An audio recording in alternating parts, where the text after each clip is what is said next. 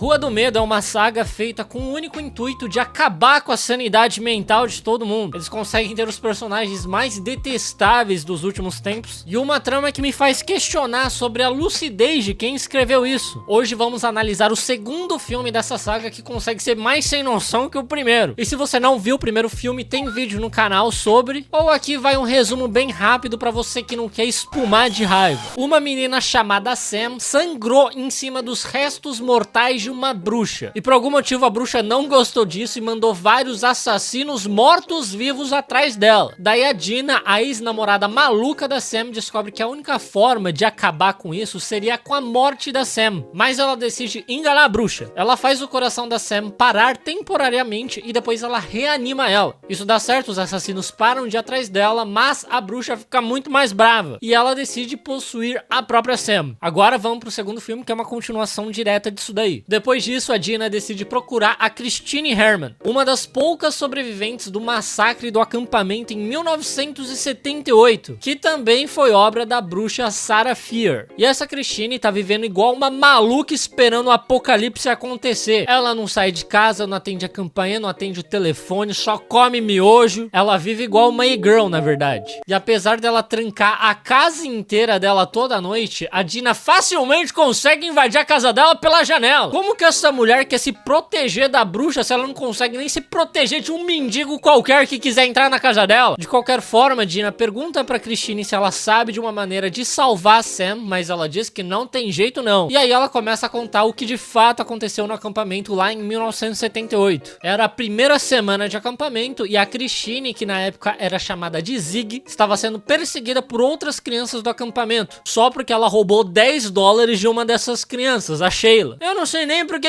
isso tá acontecendo. Acampamento de férias é muito coisa de riquinho, não tem por que alguém tá roubando $10. É a Larissa Manoela, essa menina? Daí essas crianças pegam a Zig e amarram ela na árvore onde a bruxa Sarah Fier foi enforcada, dizendo que a garota foi possuída pela bruxa. Eu nunca vi uma bruxa possuir alguém pra roubar $10, mas tudo bem. E a desgraçada da Sheila ainda queima o braço da Zig com um isqueiro só porque ela roubou $10. Você tá precisando de um Pix? Ô sua fubanga! Um dos monitores do acampamento, o Kurt, chega e dá a quinta advertência pra Zig, por ela ter roubado o dinheiro. E com isso, ela vai ter que ser expulsa de lá. Enquanto a Sheila botou fogo numa pessoa e tá tranquila. Mas antes dela ser de fato expulsa, chega o Nick Good, que é um outro monitor do acampamento. E ele convence o Kurt a não dar essa advertência, porque se descobrirem que ela tá com uma queimadura, quem vai se ferrar vão ser os monitores do acampamento, que deveriam ser responsáveis pela segurança dos campistas. O Kurt concorda e daí a Zig simplesmente manda o Nick tomar no cu por ele ter ajudado ela. Tudo bem que ele fez isso por interesse próprio também, mas essa menina, ela é insuportável em toda a cena que ela aparece. Eu não sei o que acontece com essa saga que todo mundo é revoltado o tempo todo com qualquer coisa. And this whole fake bullshit life of yours is gonna come crashing down. That's a horrible thing to say. It's not horrible if it's true.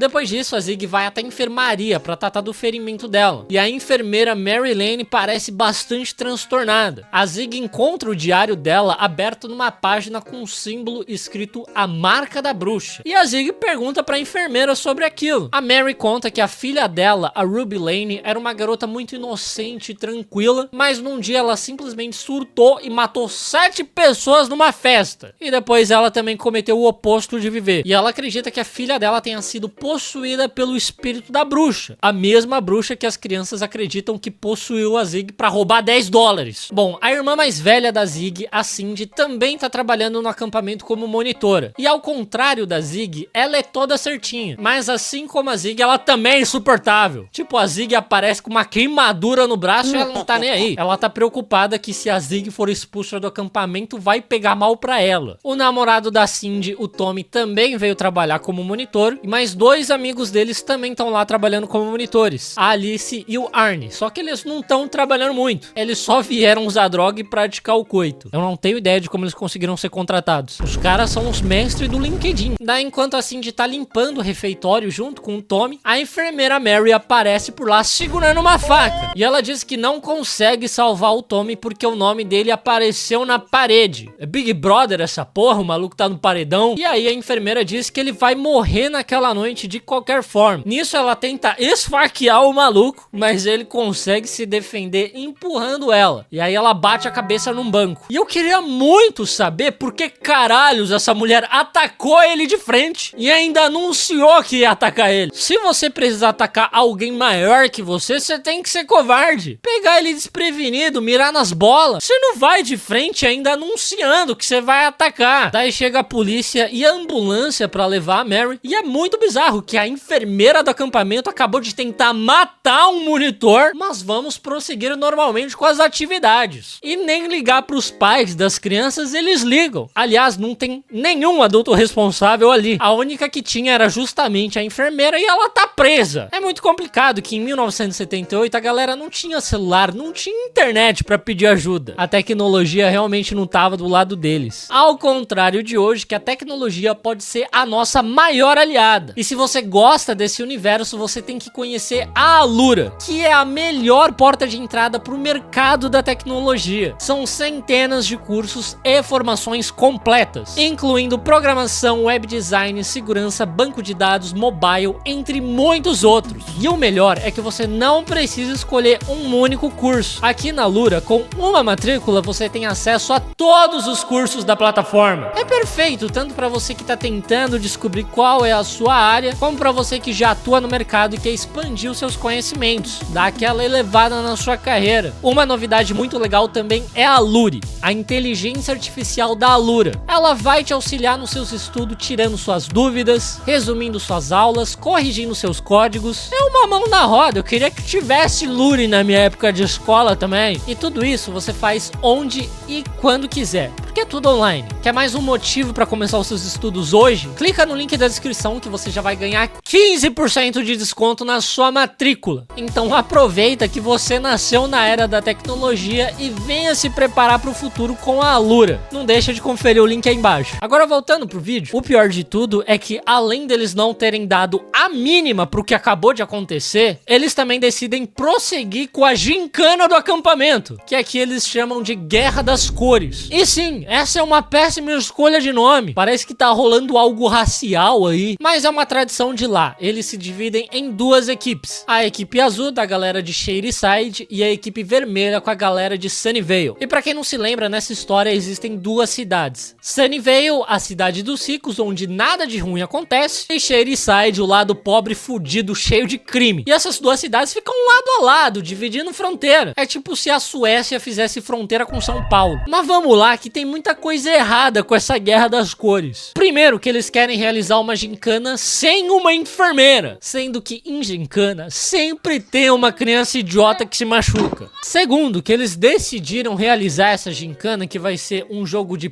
pique-bandeira, à noite, no meio da floresta. É muita cara de pau, né? Mesmo que não tivesse interferência da bruxa, pessoas morreriam ali com certeza. Como que isso é uma tradição de vocês? Enfim, a Cindy e o Tommy entram escondidos na enfermaria, porque eles querem tentar entender por que ela tentou matar o Tommy. E a Cindy encontra um frasco de remédio sem rótulo, que ela acredita ser alguma droga que tornou a enfermeira agressiva. E eu não tenho ideia de como a polícia entrou ali e não achou nada. A Alice e o Arnie também invadem a enfermaria porque eles querem encontrar droga. É óbvio que eles querem achar droga. Ah, e tudo isso enquanto a Guerra das Cores está rolando. As crianças tudo se matando, se perdendo no escuro, e só aí na enfermaria tem 4 monitores que não estão monitorando nada. Eles também encontram o diário da enfermeira e notam que ela tem um mapa do local, com várias marcações em X e algumas legendas, incluindo a localização da casa da bruxa. Daí os dois noias pegam os remédios da Mary e tomam, achando que é droga mesmo. E assim, não era droga, era só Tylenol.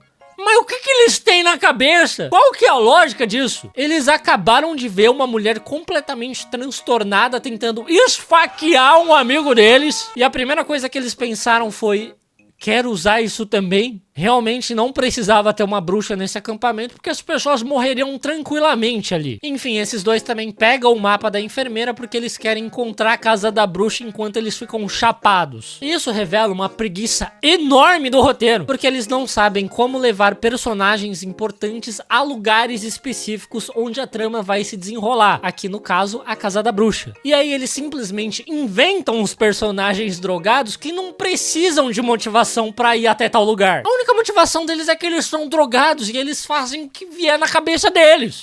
É muito preguiçoso isso. Bom, a Cindy e o Tommy vão atrás dos dois noias e encontram a Alice depois dela ter caído numa cova. E na verdade tem várias covas naquele lugar. Como você pode ver, é um lugar super tranquilo pra se brincar de pique-bandeira durante a noite. É bom que se uma criança tropeçar e cair de cabeça numa dessas covas, é só jogar uma terrinha por cima dela, rezar uma Ave Maria e acabou. Vai cada um pra sua casa. E o Arnie acaba encontrando, não muito longe dali, a casa da bruxa. Obviamente eles entram lá e encontram a marca da bruxa no chão, numa sala que parece ser tipo uma sala de ritual. Lá a Cindy também encontra uma passagem secreta escondida atrás de alguns livros, e a Alice nota vários nomes escritos na parede. E o que eles têm em comum é que todos são nomes de assassinos que do nada surtaram e cometeram algum massacre. E no final dessa lista está o nome do Tommy. É legal, né, que essa bruxa avisa antes quem ela vai possuir, dando plenas chances de alguém evitar que essa tragédia aconteça. E mesmo assim a idiota da enfermeira não conseguiu evitar, né? E é exatamente nessa hora que o Tommy é possuído pelo espírito da bruxa e mata o Arnie com um machado. A Cindy e a Alice fogem pela passagem secreta, daí escombros caem em cima do Tommy, fechando a passagem e mantendo elas presas numa espécie de caverna. Enquanto isso, lá fora, Zig prepara sua vingança contra a porra da Sheila, que pichou o quarto inteirinho da Zig. E ela tava pensando em se vingar da Sheila jogando um balde de tinta na cabeça dela. A vingança vindo diretamente do passa ou repassa. A Zig pode não estar possuída pelo espírito da bruxa, mas ela tá possuída pelo espírito do Celso Portiolli.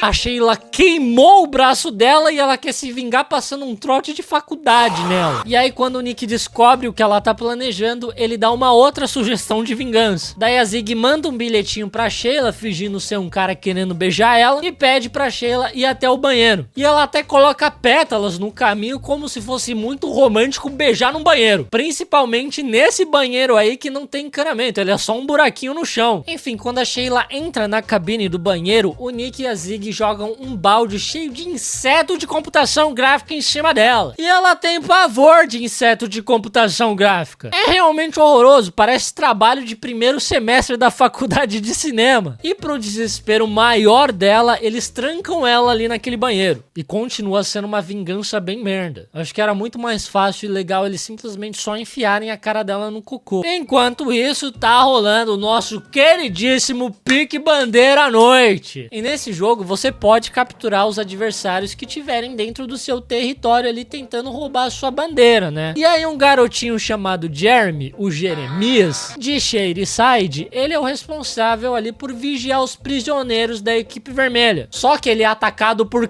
criancinhas da outra equipe que jogam ovos nele pra resgatar os coleguinhas deles. E é muito bom o jeito que ele tenta impedir que as crianças fujam da prisão. Ele só fica se debatendo igual um bacalhau fora da água. Só que infelizmente o Jeremias não é atacado somente por ovos, porque logo em seguida o Tommy aparece e dá uma machadada na cabeça dele. E é um pouco de exagero você enfiar um machado numa criança que é facilmente derrotada por ovos. Em outra cabana, o Nick e a Zig começam a se conhecer um pouco melhor e eles acabam se beijando. Só que eles são interrompidos por um grito. Quando eles vão averiguar o que aconteceu, eles encontram o corpo do Jeremias. Eles imediatamente cancelam a gincana e mandam todos voltarem pro refeitório. Só que ainda tem umas 30 crianças soltas por aí achando que a gincana ainda tá rolando. Então o Nick e o Gary vão lá fora procurar as crianças que ainda estão faltando. Pra você ver que ótima ideia fazer um pique-bandeira à noite. A Zig então se lembra que ela trancou a Sheila no banheiro e vai lá tentar salvar essa desgraçada. Enquanto isso, o Tommy tá matando a galera. Ele mata a John, mata umas criancinhas que estavam participando da gincana. E na real, ele só mata a galera de Shadyside. Porque pelo visto visto, a bruxa odeia pobre. É a primeira bruxa PM da história. A Zig chega no banheiro e é imediatamente atacada pela Sheila, que tá muito brava com ela, obviamente. Mas a Zig mete um socão na cara dela e apaga a Sheila. E a Sheila fica lá o resto do filme. Até hoje eu não sei o que aconteceu com a Sheila.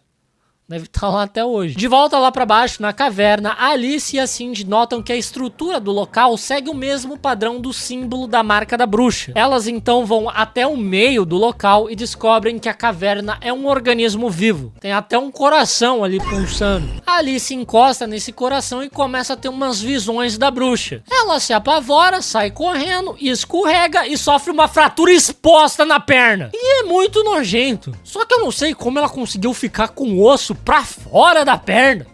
Só com uma escorregadinha. A Cindy bota o osso da Alice de volta na perna, faz um curativo improvisado e em seguida elas notam que elas estão bem embaixo dos banheiros do acampamento, devido ao delicioso aroma de bosta. Por sorte, a Zig tá naquele banheiro naquele exato momento. É muita coincidência, né, roteiristas? Muito bom. Ela escuta as duas gritando e abrindo a privada ela consegue enxergar as duas lá embaixo. A Zig começa a descer o balde que ela usou pra jogar inseto na Sheila, só que dessa vez ela usa pra resgatar elas. E com a ajuda do Gary, eles começam a puxar a Alice pra cima. Só que o Tommy aparece nessa hora e decapita o Gary. E aí a Alice já cai igual um saco de batata. Se essa menina já quebrou a perna tropeçando sozinha, imagina agora que ela realmente caiu de uma altura considerável. A menina deve ter virado uma paçoca. A Zig sai correndo fugindo do Tommy e encontra o Nick. Eles se trancam no departamento de ciências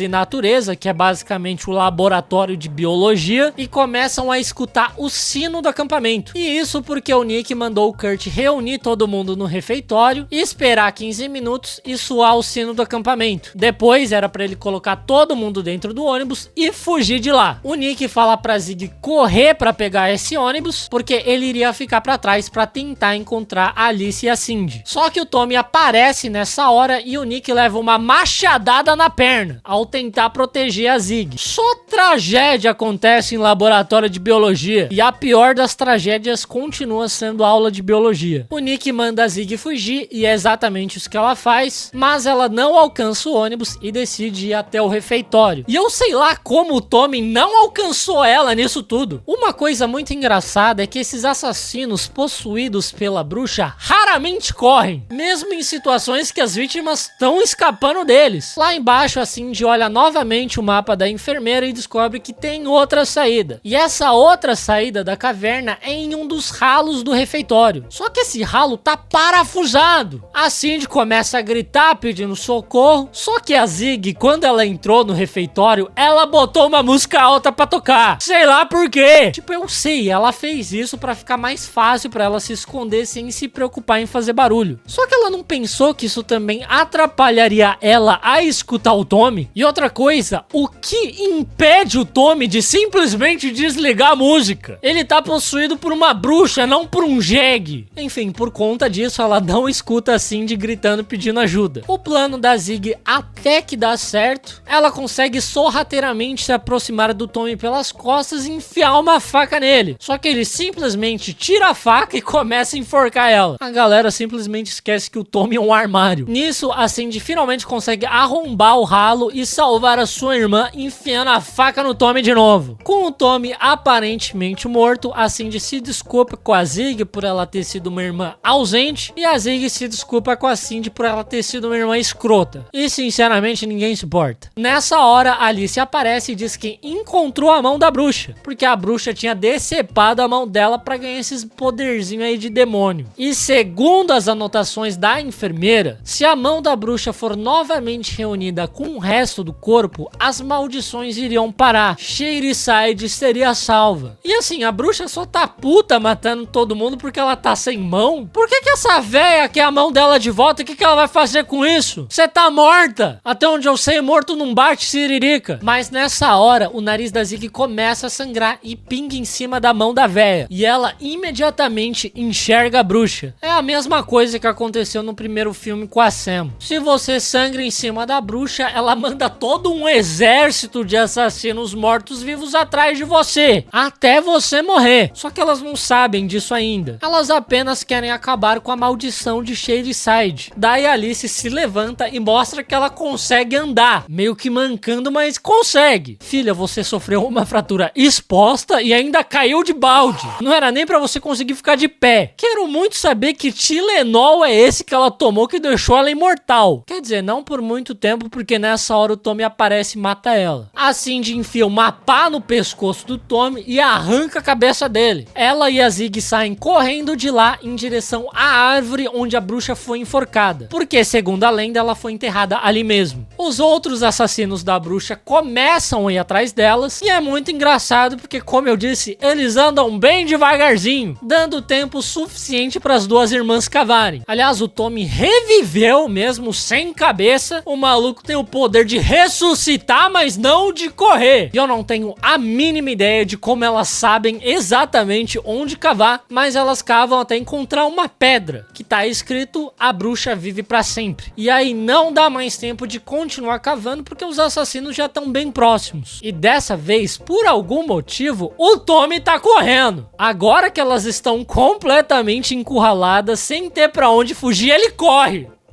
Vai entender. Sem muita saída, a Cindy se sacrifica pra Zig fugir, mas a Zig também acaba sendo apunhalada tentando sair correndo. E as duas morrem lado a lado, levando inúmeros golpes de machado e faca. E quando o coração da Zig para de bater, os assassinos vão embora. Mas a gente sabe que a história não acabou assim. O Nick encontra as duas, faz massagem cardíaca na Zig e consegue ressuscitar ela. E esse cara é milagroso. A Zig levou um monte de facada na região abdominal. Eu tenho minhas dúvidas se dava pra reviver ela mesmo. E outra coisa, se a Cindy morreu, como que a Zig ficou sabendo de tudo que aconteceu lá embaixo na caverna? Porque elas não tiveram tempo pra conversar. A única coisa que a Zig sabe sobre a bruxa é o lance lá da mão. Ela não sabe nada sobre a casa da bruxa, a caverna, os nomes na parede, nada disso foi contado pra ela. E mesmo assim, ela conta essa história completa pra Dina como se ela tivesse lá. É muita cara de pau, né? Agora de volta o presente. A Dina pergunta se a mão da bruxa ainda tá naquele lugar e a Zig acredita que sim. A Dina então decide ir atrás da mão da bruxa porque ela sabe onde a bruxa tá enterrada. Ela encontrou ali no primeiro filme. Então ela desenterra a mão da bruxa, reúne com o resto do corpo dela e aí ela também começa a ter visões da bruxa. Só que dessa vez é diferente. Ela é transportada pro passado da bruxa. E é assim que o filme termina. Graças a Deus eu não estava aguentando mais. Eu sinceramente não sei se eu tenho paciência pra ver o último. Por mim que todos morram.